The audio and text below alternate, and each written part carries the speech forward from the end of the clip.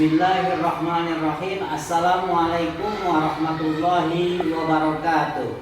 Perkenalkan, nama saya Fauzi SHI.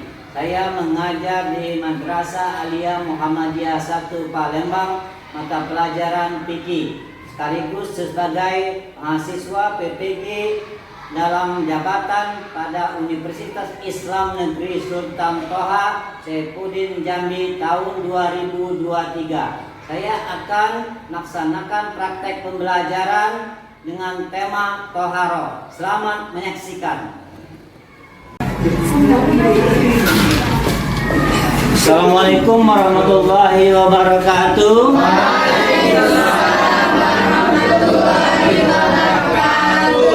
Apa kabar anak-anak semuanya?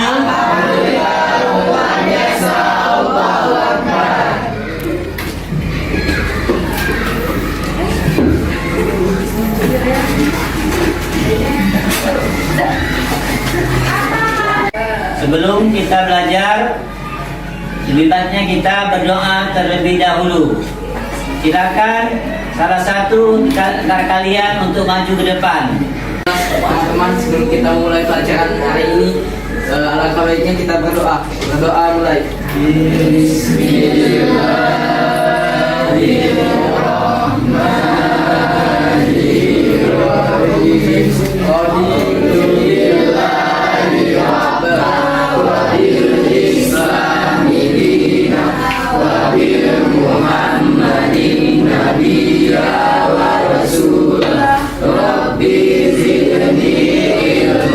Sebelum kita belajar, kita absen terlebih dahulu. Ada dia Agustin, Ahmad Farel, Alia Gredesia. Masuk. Yang masih mana? Sakit. Sakit. Hari ini Hiro. Chandra Kirana, Hiro. Cinta Sapitri, Digo Anggara, para Ayunda Nur Rahma, Hiro. Imelda. Hiro. Anak-anak, sebelum belajar kita membuat kelompok terlebih dahulu. Silakan membuat 3 kelompok.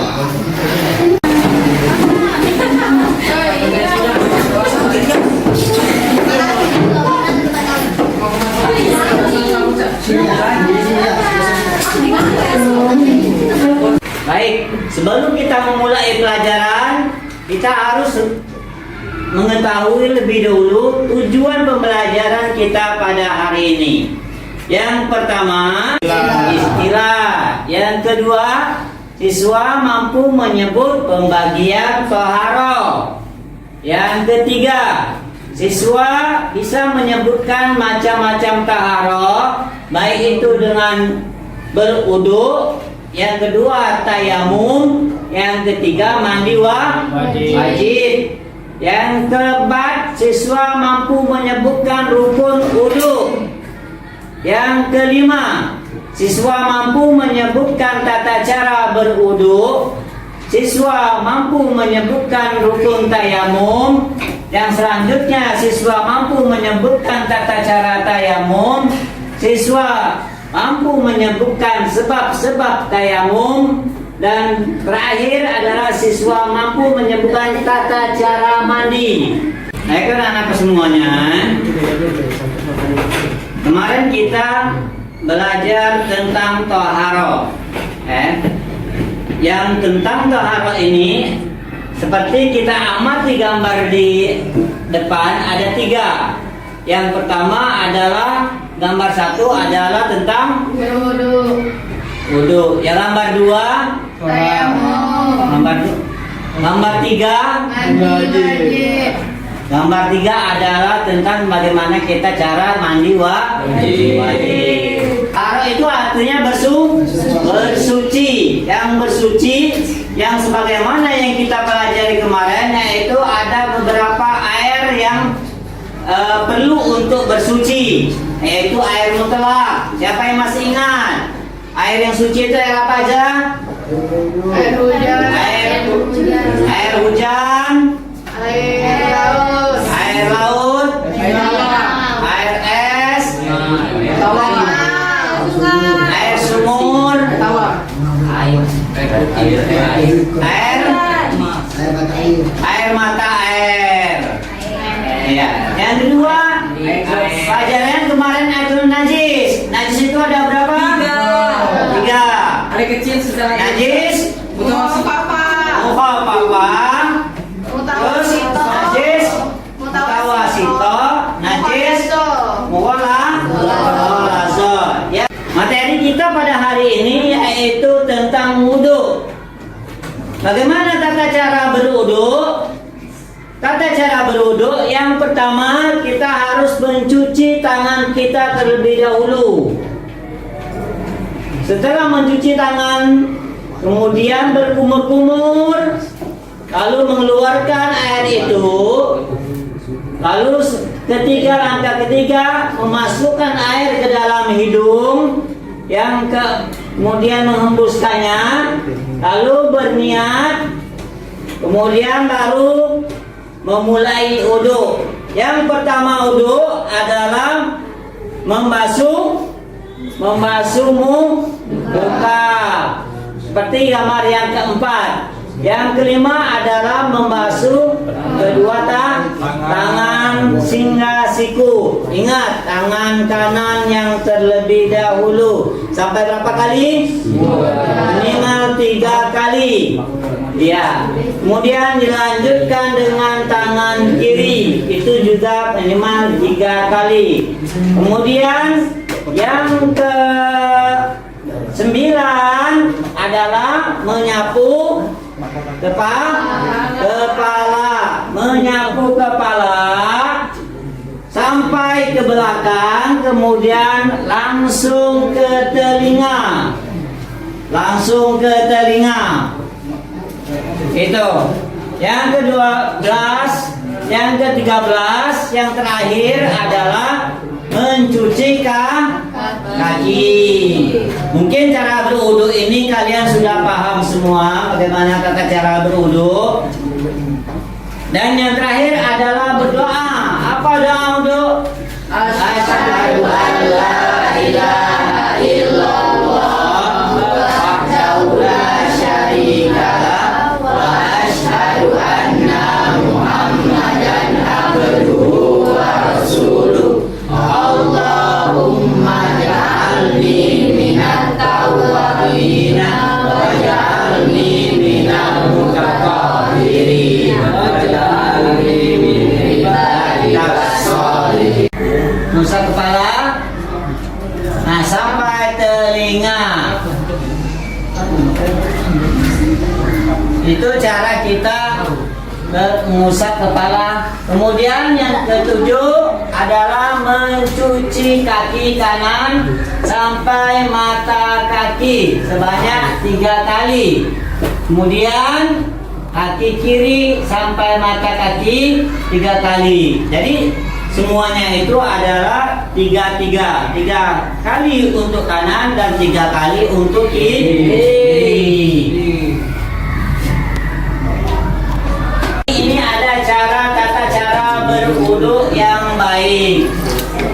Langkah-langkah berwudu. Ya, yang keempat mencuci wajah sampai 3 kali. Itu ada hadis Bukhari dan Muslim.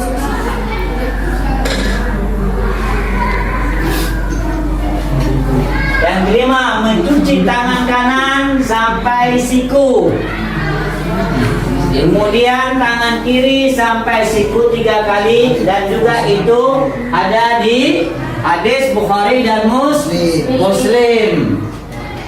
Bagaimana tata cara tayamum? Yang pertama, niat. Apa niatnya? Nawaitu tayammumi listibahati sholati lillahi ta'ala. Yang kedua, mengangkat kedua telapak tangan, kemudian meniup atau menepuk-nepukkan. Yang ketiga, mengusap muka dan mengusap punggung telapak tangan kiri dengan telapak tangan kanan sampai penggelangan.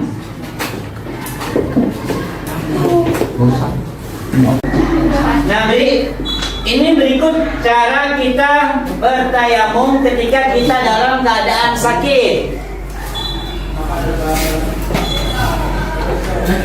Muka dulu.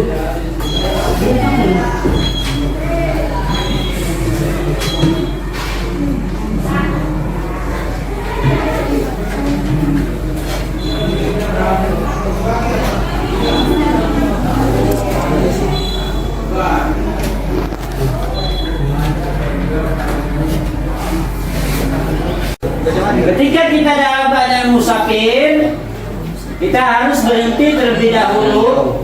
Tentunya mencari debu yang suci, yang bersih.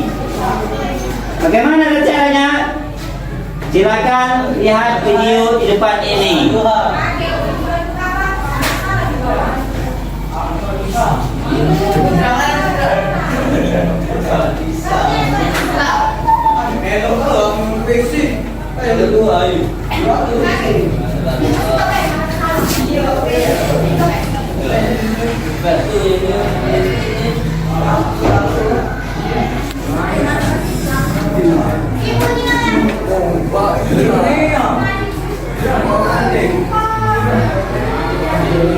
Ya, lanjut ke tangan kanan ya.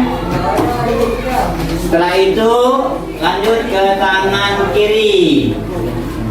Itu tata cara kita bertayamum ketika kita dalam keadaan musafir.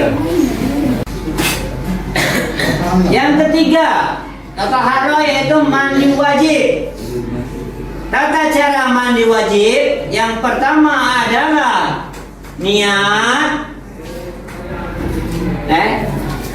Apa niatnya? Nawaitul ghusla liraf'il hadasil akbari minal jinabati fadlillahi ta'ala. Yang ketiga, mencuci kedua tangan.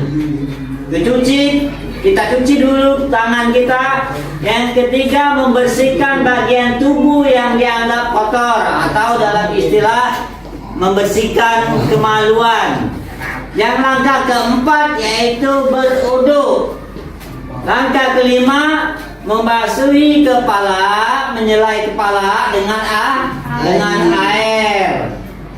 Yang keenam, memisah-misahkan rambut. Dan yang ketujuh, menyiram tubuh dahului yang kanan, lalu dengan yang kiri. Baik anak-anak, ini cara kita mandi wajib. Perhatikan video di depan ini biar kalian lebih jelas lagi. Kalau tadi Bapak menjelaskan bagaimana tata cara mandi wajib, sekarang lebih jelas lagi kalian memperhatikan videonya. Itu namanya visual, biar kalian lebih mengerti lagi dengan melihat video ini. Baik anak-anak, sekarang perhatikan langkah-langkah kita, cara kita mandi wajib. Bagaimana langkah pertama?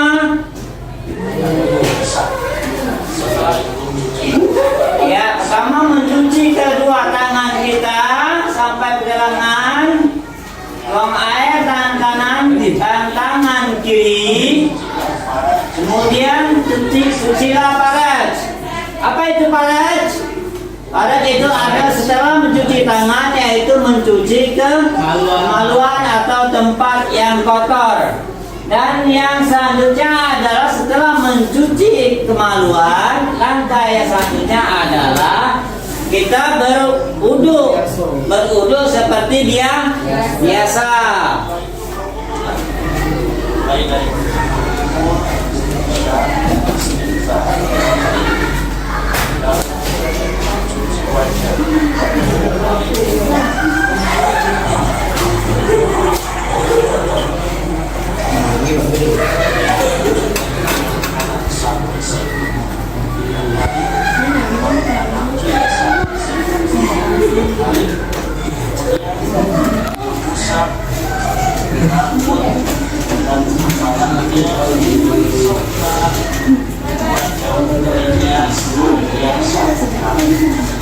Sampai di sini kepada mencuci kedua kaki dan kedua kaki akhirkan suci. Kemudian selesai tangan kita dan masukkan jari-jari kanan rambut serta membasahkan sampai rambut air dan air panas kepala. Saya mengatakan air di seluruh tubuh.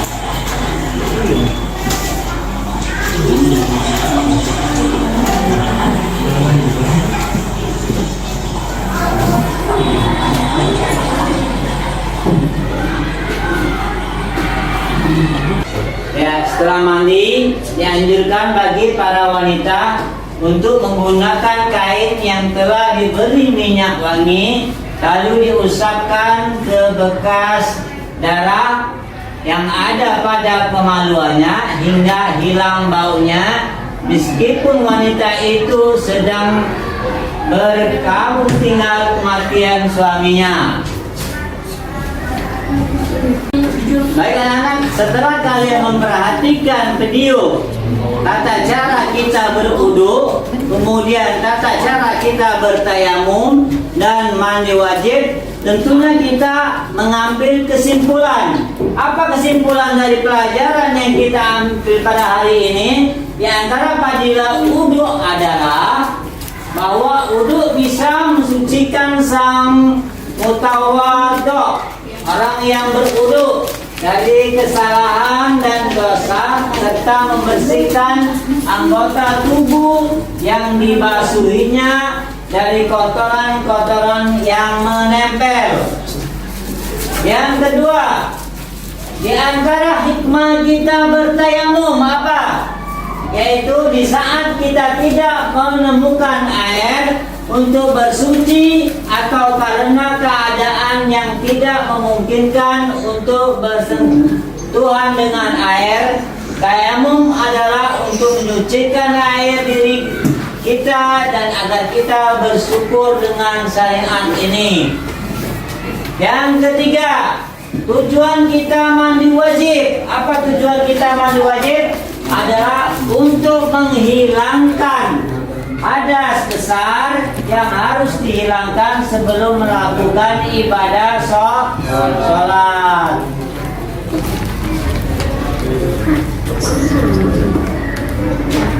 Baik anak-anak sekalian, setelah kalian memperhatikan materi kita pada hari ini tentang mandi wajib, tentang tayamum, tentang wudu, tentunya kalian masing-masing kelompok mempertanyakan.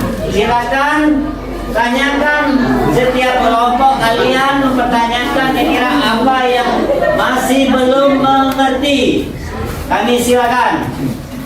Ya, Sabir silakan. Pertanyaannya, apa bunyi dalil Al-Quran yang membahas tentang wudu? Baik anak-anak, ini adalah dalil yang menunjukkan bahwasanya Al-Quran surat Al-Maidah ayat 6 menerangkan tentang bagaimana kita tata cara kita berwudu, yaitu dalam surat Al-Maidah yang menjelaskan A'udzubillahi minasyaitonirrajim, Bismillahirrahmanirrahim.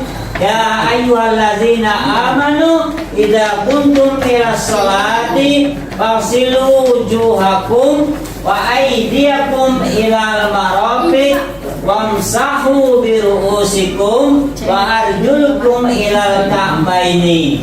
Yang artinya, hai orang-orang yang beriman, apabila kalian ingin melaksanakan salat, maka basuhlah muka kalian, faksilu wujuhakum, lalu wa aidiakum, lalu dilanjutkan dengan tangan kalian ilal marafiq, sampai ke siku, lalu wamsahu biru'usikum, dan lanjutkan dengan ke kepala. Kemudian yang terakhir warjulikum ilal ka'baini, lalu terakhir adalah kaki, mencuci kaki sampai dengan mata kaki kanan dan kaki kiri. Itu dalil yang menunjukkan bahwasanya kita wajib berwudu dalam melaksanakan sholat. Alhamdulillah. Itu tadi kelompok satu yang bertanya tentang dalil wudu. Yang kedua, kelompok kedua, siapa yang ingin bertanya? Ya, silakan berdiri. Apa yang menyebabkan seseorang bertayamum? Ya, apa yang menyebabkan seseorang bertayamum? Yang pertama yang tentunya yang kita pelajari tadi, sebab-sebab kita tayamum adalah, pertama adalah ketika kita sakit yang tidak boleh kena air. Yang kedua, ketika kita dalam keadaan musafir, yang mana ketika kita dalam musafir ini tentunya kita susah menemukan air, maka kita boleh bertayamum. Paham? Ya, itu kelompok dua yang menanyakan apa yang menyebabkan kita bertayamum. Sekarang kelompok tiga, apa pertanyaannya? Ya, silakan. Apa saja yang menyebabkan seseorang mandi wajib? Ya, pertanyaannya apa saja yang menyebabkan kita mandi wajib? Tentunya yang menyebabkan kita mandi wajib adalah yang pertama karena kita habis berhubungan. Yang kedua, ketika kita haid. Dan ketiga, ketika kita mimpi basah. Itu yang menyebabkan kita mandi wajib. Tadi sudah dijelaskan dalam video, sudah dilihatkan bagaimana tata cara kita mandi wajib. Kemudian Bapak juga telah menerangkan bagaimana tata cara mandi wajib. Itu sangat jelas sekali. Baik anak-anak sekalian, setelah kita mempelajari tentang cara berwudu, tayamum dan mandi wajib, taharah, maka siapa yang bisa menyimpulkan hikmah dari kita taharah? Saya, Pak. Siapa? Aman. Hikmah taharah adalah satu, supaya kita selalu menjaga tubuh bersih dan tetap sehat. Ya, selalu kita menjaga tubuh kita selalu bersih dan sehat. Yang kedua, kebersihan adalah sebagian dari iman. kebersihan adalah sebagian daripada iman. Bagaimana kita ketahui an-nazafatu minal iman. Terus Yang ketiga, taharah agar ibadah kita diterima oleh Allah Subhanahu wa taala. ya, yang ketiga agar ibadah kita diterima oleh Allah Subhanahu wa taala. Itu syarat kita melaksanakan ibadah, tentunya kita harus bersuci. Setelah kalian memahami makna dari taharah, tentunya kalian akan mendapatkan tugas. Ini silakan kalian kerjakan di rumah, yaitu esai, yang bentuk pertanyaan. Yang pertama, sebutkan macam-macam taharah. Yang kedua, sebutkan rukun dan tata cara berwudu. Yang ketiga, sebutkan rukun dan tata cara tayamum. Keempat, sebutkan perbedaan mandi wajib dan mandi junub. Yang kelima, rukun dan tata cara mandi wajib. Itu saja. Silakan kalian kerjakan per kelompok. nanti dikumpulkan untuk minggu depan. Oke. Baik anak-anak sekalian, mungkin sampai di sini dulu pembelajaran kita pada hari ini. Untuk minggu selanjutnya, hendaklah kalian bisa masing-masing siswa untuk bisa mempraktekkan bagaimana cara berwuduk dengan baik, bagaimana bertayamum dengan baik, dan bagaimana cara mandi wajib dengan baik itu. Sebelum kita tutup pelajaran kita pada hari ini, mari kita membaca dengan alhamdulillah. Alhamdulillahirabbil alamin. Assalamualaikum warahmatullahi wabarakatuh.